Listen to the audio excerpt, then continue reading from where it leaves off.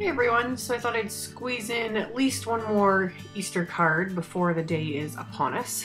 So I started with the CC Designs. This is called Cracked Lula, and I stamped her onto the CC Designs 80-pound corporate quality white cardstock. Normally I do 110-pound cardstock, which is a much heavier weight when I'm coloring with Copics. But I thought for once I'll do the 80-pound. It's a little easier to blend. I don't recommend it for beginners, just because when you're using thinner cardstocks, you have to pay a little bit more attention to your blending and how much color you're using, because it can bleed out a lot easier, like seep around the edges.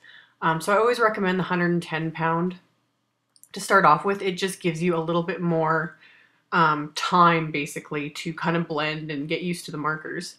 And then once you get good at it, you can go to lighter weight cardstocks once you learn not to use too much color and to be able to keep it from seeping through the edges of your stamped images. So yeah, did that. I stamped it with the Memento Tuxedo Black as always, and then I did her skin, same as always. I don't vary that too much, mostly just because it's one less thing I have to think about when I go to make a card. So once I did her skin, did her hair, kept it pretty simple, and then for her little shirt, I'm just going in with the two different shades of yellow, which you can't really see much of a difference here on camera, but yellow blends with yellow super easily, no effort required. And then I just colored over the dots because I plan on coloring them in with a darker color anyway, so there's no point coloring around them because that's just way too much work. So did her little shirt, and then the color I just did in those two shades of blue, so the BG02 and then the 05. And I just quickly blended that together with 02. And then I took the 05 again, and that's what I used to color in just the little dots on her shirt. So super simple. And then I'm going on to color the egg. So I wanted to do the little stripes pink. So I'm using the RV04, 06, and 09. And these ones, they kind of throw a person off because when the ink is wet, they look neon, like really neon.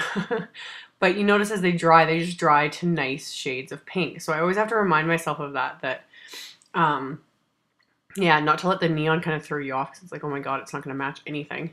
But yeah, these ones, as they dry, they just kind of get more subtle. So I went from the lightest to the darkest, and then worked my way back to the lightest again to blend everything together. I'm trying to use a light touch because especially these specific shades are very similar to almost like how red markers are, in that they're very saturated and they can bleed really easily outside the lines. So yeah, just use a light hand and try not to go outside the lines with these ones because they're like a red. It's just hard to clean up. So once I did that, I went in with my BG000 and then the quadruple 0 just along the edges of the egg to make it look a little more white. And then I took my 0, like my colorless blender, to blend that out a little bit more so that they really fade to white, and was really careful not to go anywhere near that pink, because if colorless blender got near that, you just have a hot mess. So once that was done, I trimmed out the image with just scissors.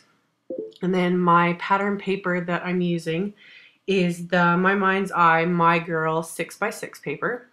So I just cut some random strips from a couple of the different sheets in the pack. And then I decided to kind of do almost like a little basket weave with the layout of the little strips of paper, just kind of random. And then I wrapped around some Caribbean baker's twine. So wrapped that around the card front and then tied it in a bow and then trimmed off the ends. So once I got that kind of adjusted to how I wanted it, I took my little main image there and just grabbed some of my large dimensionals again.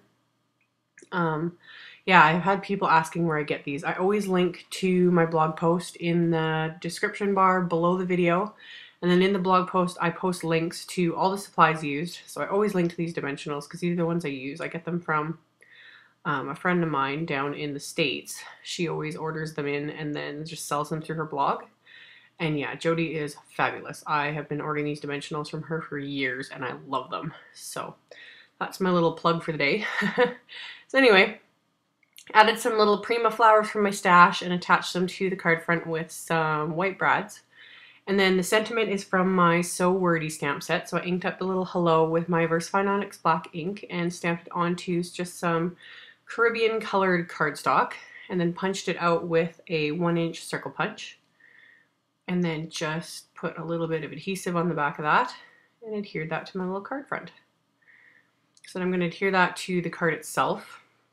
And this was the one time I didn't put tape on the back of the twine there, and you can just see how the ATG kind of catches on it. It's so irritating.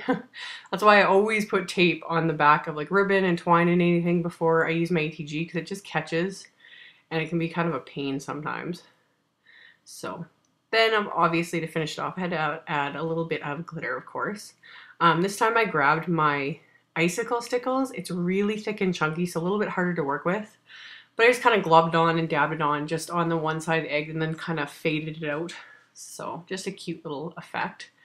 And then for the inside of the card, just another piece of white cardstock, and then I just cut the exact same strips of pattern paper that I used on the front, but this time I just cut them down a little bit so that there's more space to write something to the recipient.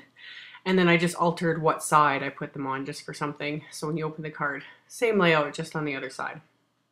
And then for the sentiment, I took this Happy Spring stamp. Again, it's from the So Wordy set, but it's all on one line, and I wanted it to be one word above the other so I could punch it out with a circle punch.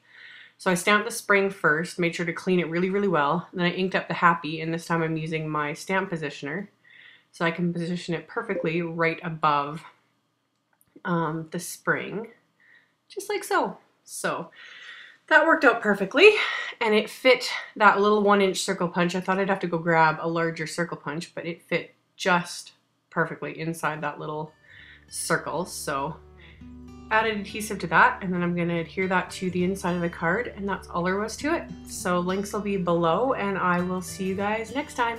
Thanks for watching. Bye.